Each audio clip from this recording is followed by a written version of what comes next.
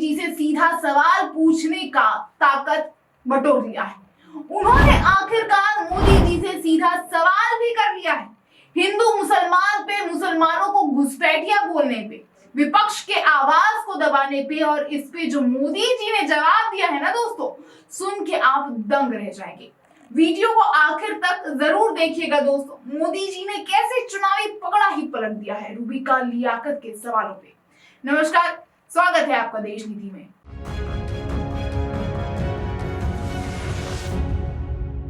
देश नीति, केवल सच्ची और पक्की खबरें। दोस्तों, पहली बार इस 2024 लोकसभा चुनाव गोदी मीडिया की आप हिम्मत देखिए।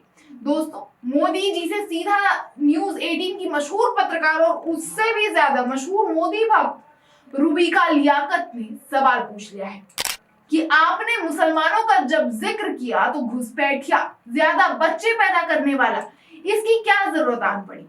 ये कहा जाता है कि 400 पार अगर मोदी जी ले आएंगे तो फिर विपक्ष क्या करेगा। विपक्ष एक मजबूत स्थिति में होगा, तभी तो लोकतंत्र चल पाएगा।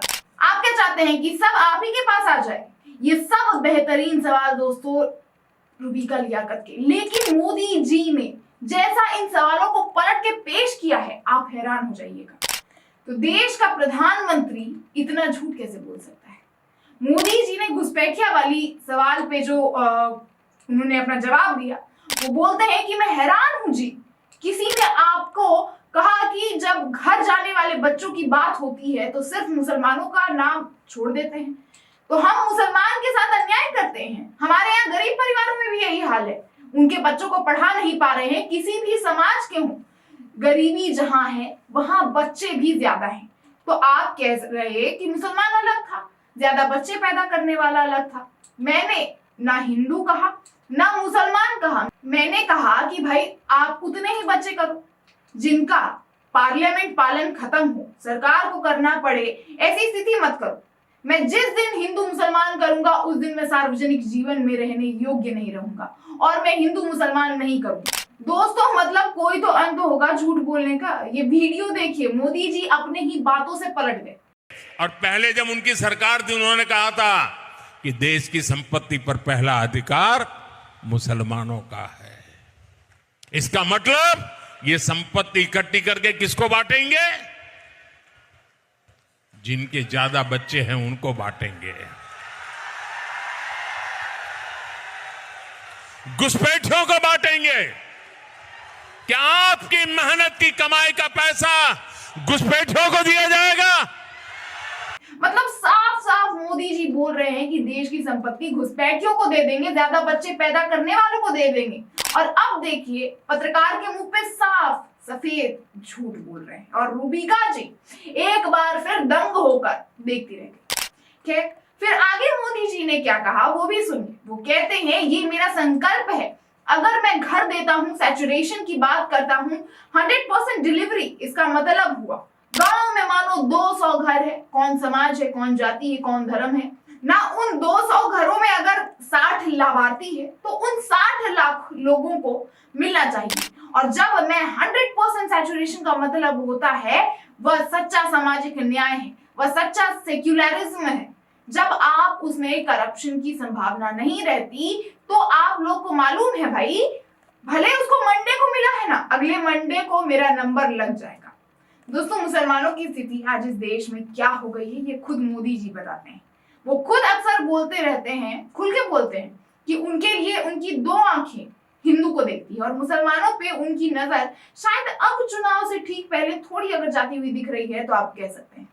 खैर, आगे बढ़ते हैं। आगे इंटरव्यू में, बातचीत में रूबिका लियाकत पूछती है, नमो गंगा है, बहुत खूब, अच्छा यह बताइए, मेरे 2 क्विक आखिरी सवाल है। पहला तो ये कि ये कहा जाता है कि 400 पार अगर मोदी जी ले आएंगे तो फिर विपक्ष क्या करेगा। विपक्ष एक मजबूत स्थिति में होगा, तभी तो लोकतंत्र चल पाएगा। आप क्यों चाहते हैं कि आप ही के पास जो है सारी सीटें आ जाएं? जिसपे मोदी जी ने कहा कि मैं चाहता हूं कि विपक्ष मजबूत बने, मैं इसी के लिए मेहनत कर रहा हूं। लेकिन मजबूती का मतलब ये नहीं कि हाउस ना चलने दे, पार्लियामेंट हाउस नहीं चलने दे, उर्दंग करे, अनडेमोक्रेटिक वे में काम करे। भारत का दुर्भाग्य है कि पिछले 10 साल ये लोग पूरी तरह विपक्ष के रूप में भी फेल हो गए। उनके खाते में विपक्ष के नाते काम किया? एक काम नहीं किया। जो लोग विपक्ष में फेल गए वो शासन में कैसे सफल हो सकते हैं? और भारत में मजबूत लोकतंत्र की बहुत आवश्यकता है, मजबूत विपक्ष की आवश्यकता है। और इसीलिए शरद पवार का एक अच्छा सुझाव उन्होंने दिया था और मैं उनका स्वागत करता हूँ। उन्होंने सुझाव दिया था कि सभी छोटी पार्टियों ने कांग्रेस में मर्ज कर देना चाहिए। कांग्रेस में मर्ज करना नहीं करना वो मेरा विषय नहीं है। इसका अर्थ मैं ये निकालता हूं कि अगर ये मर्ज हो जाते हैं तो उनको चिंता ये है कि इस चुनाव में मान्य विपक्ष संभव नहीं होगा। इतनी सीटें भी नहीं आएगी कि कोई व्यक्ति पोजीशन बनाए और इसलिए अगर मर्जर कर देंगे तो नंबर थोड़ा हो जाएगा, हम मान्य विपक्ष बनेंगे। दूसरा, आपको आश्चर्य होगा, मैंने कानून में परिवर्तन किया। हमारे यहाँ बहुत सी योजना ऐसी है, कमेटी ऐसी है जिसमें लीडर्स ऑफ ऑपोजिशन बैठ सकता है और बड़े महत्वपूर्ण निर्णय होते हैं। तो मैंने कानून परिवर्तन की भाई लीडर ऑफ ऑपोजिशन है ही नहीं, क्योंकि 2014 से 19 तक तो उनके पास सीट ही नहीं थी। मैंने कहा लार्जेस्ट पार्टी का लीडर उसको बिठा दो। मैं इतना डेमोक्रेट हूँ, वरना मुझे क्या पड़ी है, मुझे कोई जरूरत नहीं थी। लेकिन देखिए फिर भी मैंने किया है। मुझे पता है वक्त की कमी है, लेकिन पिछली बार जब मैंने आपका इंटरव्यू लिया था, दोस्तों पूरा मीडिया कैप्चर कर रखा है। आए दिन मोदी जी कांग्रेस के मैनिफेस्टो पे झूठा इल्जाम लगाते रहते हैं। वहीं एक साथ 146 ओपोजिशन पार्टी के सांसद को एक साथ संसद भवन से सस्पेंड कर दिया गया। क्या इस तरह मोदी जी विपक्ष को मजबूत करना चाहते हैं? मोदी जी लगातार विपक्ष के खिलाफ एक के बाद एक झूठ बोल रहे हैं, तो क्या मोदी जी ऐसे झूठ का सहारा लेके विपक्ष को काबिल बनाना चाहते हैं? हालांकि रूबिका लियाकत ने कोशिश भरपूर करी, क्योंकि मैं उनकी हिम्मत की दाद देना चाहूंगी।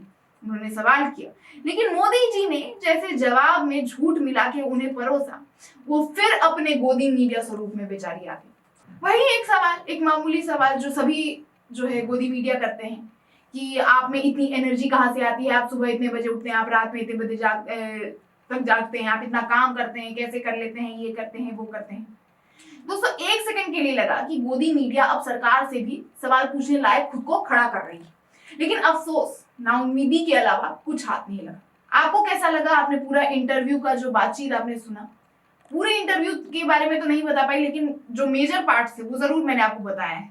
तो उसके बारे में आप क्या विचार रखते हैं वो हमें कमेंट बॉक्स में जरूर बताएं। और वीडियो अगर पसंद आया हो तो लाइक जरूर करें, ज्यादा से ज्यादा शेयर करें। हर मीडिया प्लेटफॉर्म पे, हर सोशल मीडिया प्लेटफॉर्म पे भी आप शेयर कर सकते हैं।